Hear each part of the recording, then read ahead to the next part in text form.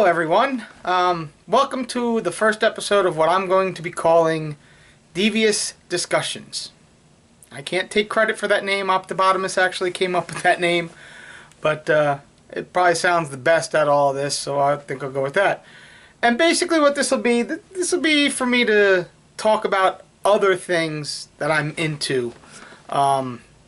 Mainly movies, TV shows, maybe I'll do little movie reviewing, rants on things like that drive me crazy. Things like that. Also maybe books or comic books. You know, I'm not going to use clips. I don't want to get into that whole debacle with YouTube on that. I'll probably use still images, like I'll put images around over off of my one shoulder or something when I'm talking about something, just so you guys get the gist of what it is I'm discussing.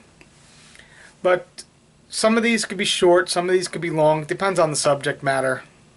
So I figured for my first episode of this Devious Discussions thing, I will talk about the Clone Wars from Star Wars.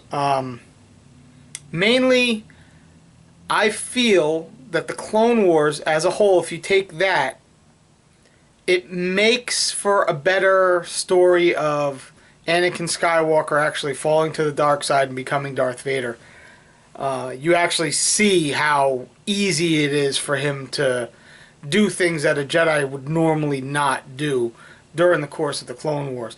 You also see where his mistrust of the Jedi comes in, where he just doesn't believe that what they're doing is right anymore, which is how Palpatine is easily to manipulate him into following him eventually. Which, if you just take the movies and you go from episode 2, where he's still a Padawan and he's just got an attitude problem, basically. And I know he kills a bunch of sand people in that, but they're sand people. They killed his mother. But, and then you go into episode 3, his turn to the dark side happens just so quickly, it's devoid of meaning. But after watching the Clone Wars all the way through, and this includes the 2003 to 2005 animated short series that was on Cartoon Network, and then, you know, the 2008 movie and then the series that followed it, all that together, because it's all connected. And it's all canon. Amazingly. Yeah, so what I figured I'd start with, I would go through first the 2003 series, which is what this video will focus on. And then we'll go into the movie, the 2008 movie, and then how that led into the series. And I'll do probably season by season an overview and point out places where you can really see Anakin doing things that would lead him to the dark side. Because as you get farther in the series, you see more and more of him moving more towards becoming Darth Vader. So, anyway. Background on the series. George Lucas wanted to create a series to fill the gap in between episodes 2 and 3. He didn't want to commit as many resources as it to at first, so he decided to go the animated route.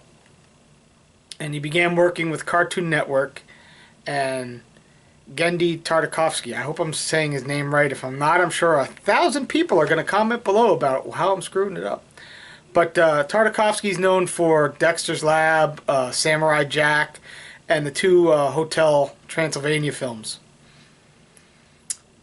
And he does pretty good work. You gotta give him that.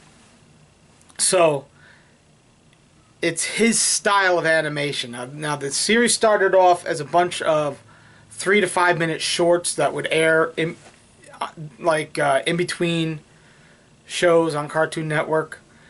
And they did eventually put all of it into 2 DVD sets.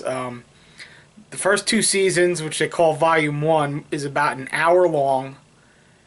And it's everything from season 1 and 2, all the 3 to 5 minute skits cut together as one long movie. And then volume 2 is season 3. Now season 3 they moved them up to 15-minute episodes. And that has its own DVD set. So there's 2 volumes that probably can be found on Amazon. I know places like Kiss Cartoon has them. You can watch the whole thing. Somebody even put it on YouTube, but you know how that is. So anyway, basically, the first 2 seasons are one story with a couple branching stories off to the side. I've got notes on my laptop here that I'm keeping track of. It starts pretty much where Episode 2, Attack of the Clones, ended. It's the first few weeks of the war. It starts with Yoda narrating how the Clone Wars are starting to consume the galaxy and how more and more systems are falling to Count Dooku and the Separatists. The main focus for the first 2 seasons is a battle on Munilist, which is the banking clan's homeworld. And Obi-Wan Kenobi is leading that battle. Anakin, still his Padawan, is given the rank of commander, and at Chancellor Palpatine's behest, is put in charge of the space battle above Munilist. At the same time, on another planet, Count Dooku is watching Asajj Ventress kill a bunch of thugs that in like an arena. It's sort of her trials to become his apprentice. If you don't know who Asajj Ventress is, she, in the Clone Wars, she ends up becoming one of Anakin's main foils. She's just obsessed with killing him, taking him out.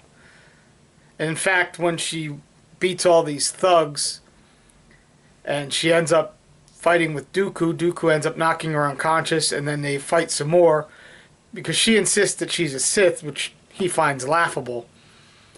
And when she finally submits to him, Darth Sidious, via hologram, tells her that her first test will be to kill Anakin Skywalker. Now, if you know anything about Palpatine, you know he's the Emperor.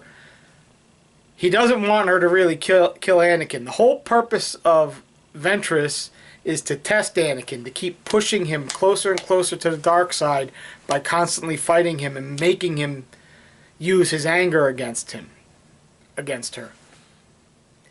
So, on Munilist, you have Obi-Wan, his clones, they're taking care of the battle down there. You see, like, ARC troopers and how good they are. You see, it's just, there's not a lot of dialogue. On the planet of Dantooine, you see Mace Windu pretty much taking on an army by himself as all his clones are wiped out. The Separatists have this giant hovering thing that has a big battering ram in it that basically shatters the ground when it goes down. He ends up taking that out on his own. And that's about all you see of him in the first 2 seasons.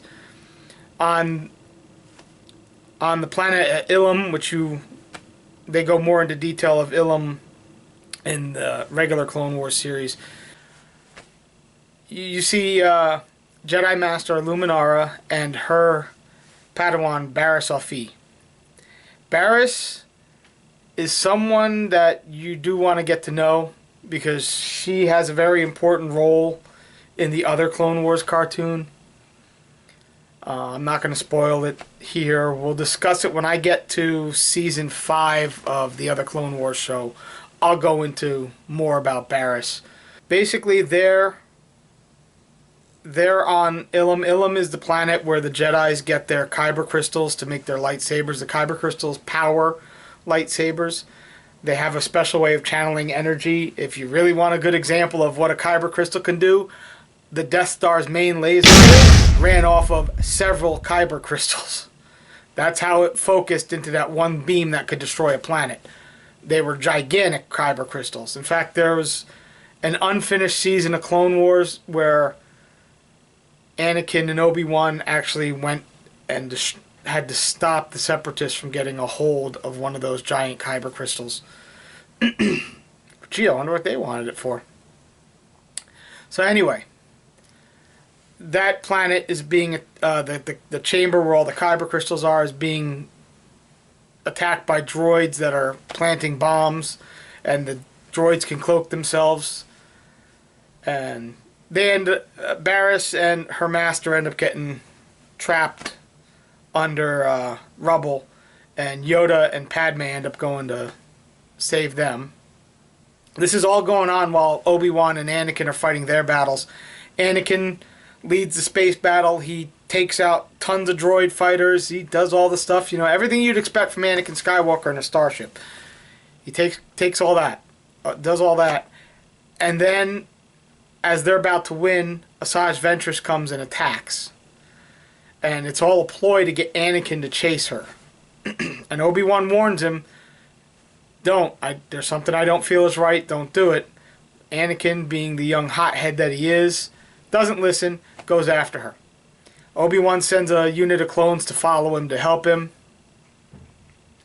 And him and Ventress end up getting into their first battle, which goes across, if you were to watch it episode by episode, it goes across several episodes. And their fight is really well done. And it's just, Anakin is the stronger of the two, but he starts tapping into anger, and he really overpowers her.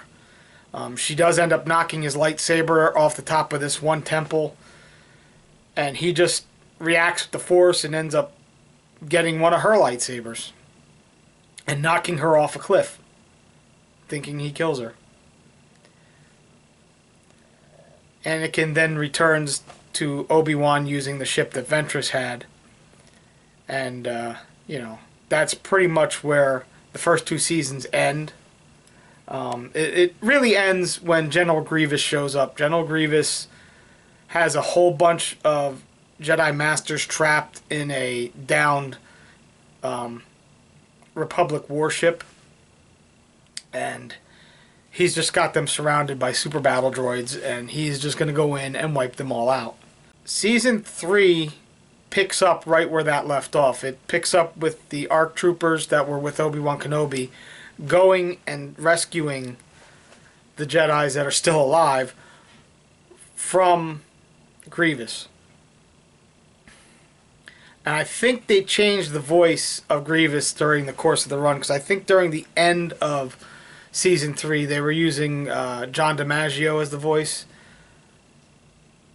I know Anakin was being done by Matt Lucas. He did Anakin's voice in the Revenge of the Sith video game and Clone Wars video game, things like that. I don't think his Anakin voice... It's good for the younger, still teenage Anakin from Attack of the Clones, but Matt Latner, something like that. Matt Lanter. He ends up doing it for the other series, and I think his voice fits the character better. But we'll discuss that more. Obi-Wan Kenobi has the same voice actor from both. We'll go over the voice actors for the other Clone Wars series. This one, there's not much dialogue. Tom Kane does Yoda. He does Yoda throughout all of the other Clone Wars series as well. Most of the others don't really talk. It's more of an action series than an exposition series.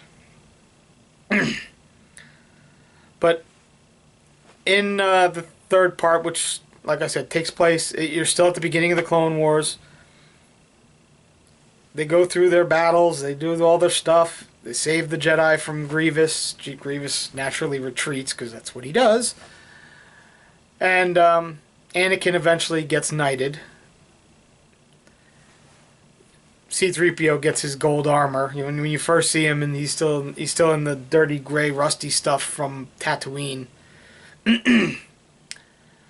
And eventually, Anakin confronts Ventress again. In this battle, Ventress has been practicing more and getting more lessons from Count Dooku. It's not so easy for Anakin. He fights her off, but she gets the better of him a little bit too. Not enough to kill him.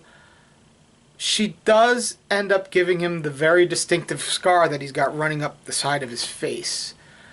She does manage to slash up with her lightsaber and just nick him with it, but it's enough to leave that permanent scar, which, considering that it's in episode 3, if you ever watched episode 3 but never watched Clone Wars, that's how he got the scar. So it goes on.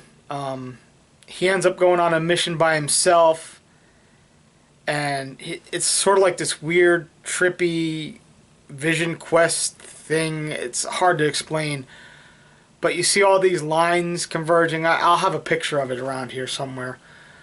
And the lines end up converging, and in the center is Vader's mask.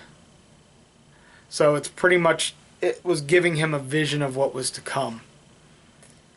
As the season winds down, they decided to fast forward to the very end of the Clone Wars, and you have General Grievous kidnapping Palpatine, and as he's trying to escape and get to his warships, because he's got warships in orbit, Anakin and Obi-Wan are on their way to Coruscant. There's a huge battle going up ahead. Now, this is the same battle that you see at the very beginning of episode 3. This is where it begins. So, Grievous kidnaps Palpatine, takes him back to his warship, but before he goes, he's confronted by Mace Windu. They fight, and then Windu ends up using the Force to crush the upper armor on Grievous, just enough to give him that coughing wheeze that he has all throughout episode 3. So that is canon as well, because, you know, Lucas wanted the series to tell some stories to lead up to and keep interest in Star Wars while episode 3 was being filmed. So season 3 finished about a week or two before Revenge of the Sith hit theaters. So that is actually part of it. That's how Grievous got his injuries to where he was coughing all the time. A little interesting there. And, you know, the rest you know. It goes on to, you know, Anakin and Obi-Wan coming into the battle, then rescue the Chancellor, kill Dooku, crash the ship, and, you know, eventually Anakin becomes Darth Vader. The Clone Wars series, this one, it's not bad. It's short. To watch the entire thing, it's a little over 2 hours. So it's like watching a long movie if you really want to get into it. Just know that the third season does do some time jumping simply because all the events that happened in the other Clone Wars series happen in between season 2, or midway through season 3 of the first Clone Wars series and the end. Because it's shortly after Anakin is knighted that he ends up with a Padawan of his own, which is where the 2008 film comes in, the Clone Wars animated film. We'll discuss that one next. But it's not a bad series. The animation's really nice. It's fluid. It does have Tartakovsky's style, so to speak. But still, it's a worthy predecessor to the series that comes after. Give it a shot if you haven't seen it. It's worth watching. Also, comment below. What else would you guys like me to talk about? Because I'm going to do probably a series on some of my favorite horror films, like the Friday the 13th series, Nightmare on Elm Street, things like that. I may do reviews of movies that are out now, like Captain America Civil War, maybe I'll talk about, things like that. If I do, I'm going to do spoilers, so be warned. I will wait a few weeks to give people time to see a movie. I'm not going to go see X-Men Apocalypse next weekend and be like, okay, here's all the spoilers. It's not going to happen. Yeah. So, you guys let me know below if you want me to keep doing this. Hopefully I don't ramble on too long. We'll see. But thank you for watching this. And like I said, check out the 2003 to 2005 Clone Wars series. It's short, but it is good build up for the series that comes after, and the events at the very end, like I said, lead right up into episode 3. And you have hints throughout it of how Anakin will go to the dark side. It's more blatant in the other Clone Wars series. You know, sometimes Anakin does things that more of a Sith would do than a Jedi. But they kind of pass it off as it being they're in the middle of a war. So, there's that. Alright, well, thank you all for watching. If you like this and you're not subscribed, subscribe. It wouldn't hurt. Share the video, like the video, comment. You all know how to do this. Later.